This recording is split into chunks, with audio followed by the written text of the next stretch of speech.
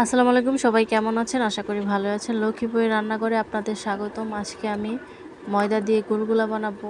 তো এখানে 1 কাপ পরিমাণ ময়দা নিয়েছি, সামান্য পরিমাণ গুঁড়া দুধ দিয়েছি, পরিমাণ মতো লবণ, চিনি, খাবার সোডা, কালো জিরা দিয়ে আমি ময়দাটাকে ভালো করে মিক্স করে নিচ্ছি।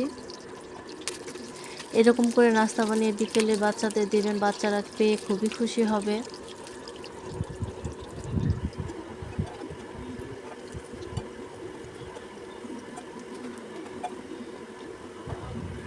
ঘরে থাকা সামান্য কিছু জিনিস দিয়ে বানিয়ে ফেলা যায় এত সুন্দর করে গুলগুলা। প্রত্যেকটা গুলগুলা দেখেন কত সুন্দর হয়ে ফুলে উঠছে, ভিতরটা একদম ফুসফুসা হয়েছে।